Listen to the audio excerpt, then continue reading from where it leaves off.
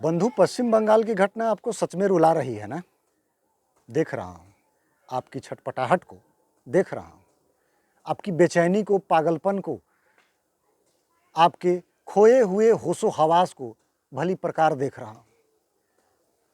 बंगाल की वो नायिका लोगों की नज़रों से केवल चंद दिनों के लिए गिरी है, फिर संभल जाएगी।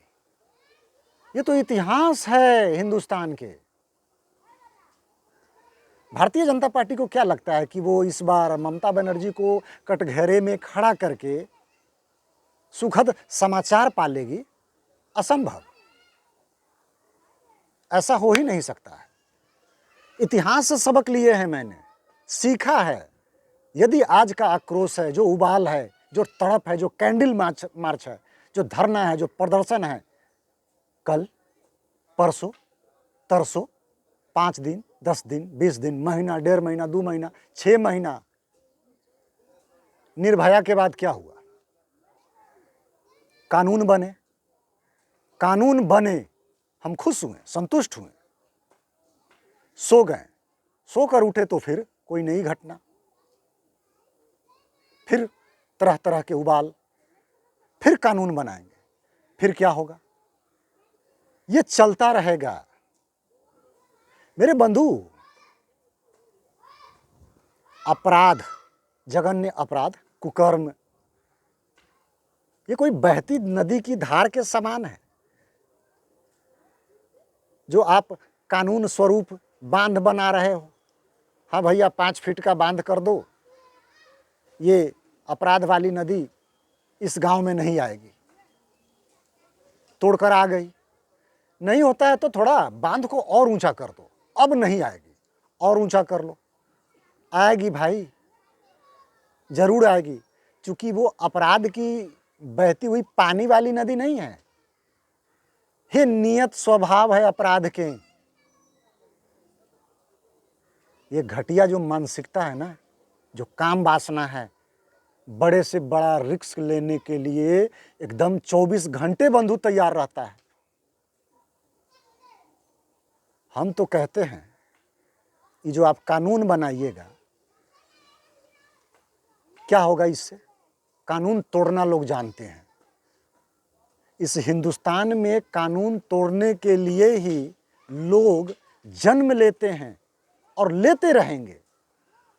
एक बार अंतर्मन से भारतीय संविधान की समीक्षा करवा लीजिए, ऐसा मेरा अंतर्मन कहता है।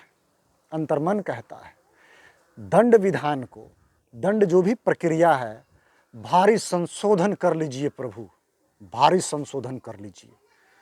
बहुत आने वाले समय में बहुत अच्छे अच्छे सुखद समाचार मिलेंगे और निश्चय ही संतोष की नींद, चैन की नींद एक दिन समस्त भरतवंशियों को निश्चय ही आएगी। इसमें तनिक भी दो राय नहीं है। और बड़े बड़े पत्रकार को इस समय लगता है, हालांकि उनका अपना नज़रिया है, होता है, हम पत्रकार के विचार से सहमत हैं। कोई पत्रकार महोदय ये न समझे कि बंगाल की नायिका लोगों की नज़रों से गिर गई है, आज के लिए, कल, परसों, 2 महीना, 3 महीना, 4 महीना, 5 महीना, 7 महीना, सदैव के लिए गिरी नहीं रहेगी। चूंकि ममता बनर्जी साम दाम दंड भेद के लिए कुख्यात है, वो सहानुभूति से नहीं जीतती है। उसके कार्यकर्ता, उसका इकोसिस्टम लठ लेकर निशाचरों की तरह रात रात भर जाग जाग कर लोगों को डरा कर, धमका कर, पीट पीट कर वोट प्राप्त करता है और ममता बनर्जी को मुख्यमंत्री, वहां का वजीर आजम, जो कुछ बनाना होता है बनाता है।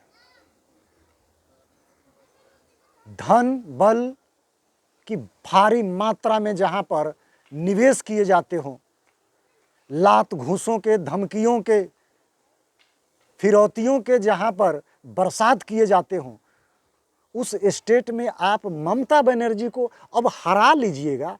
मुगालते में मत रहिए ममता बनर्जी, यानी कि कुल मिलाकर के बंगाल अब आपके मुट्ठी से गया। जी बंधु, गांठ बांध लीजिए, गया, अब कभी नहीं आने वाला है। राष्ट्रपति शासन लगाने की बस देर है, अन्यथा बंगाल आपकी मुट्ठी से गया। ये संदेश भारतीय जनता पार्टी के लिए है, केंद्र सरकार के लिए है, लेकिन केंद्र सरकार की कानों में जूं तक नहीं रेंगती। कौन सी पॉलिसी में जी रहे हैं, क्या उनका प्लान है, क्या नीति है, समझ में ही नहीं आता है।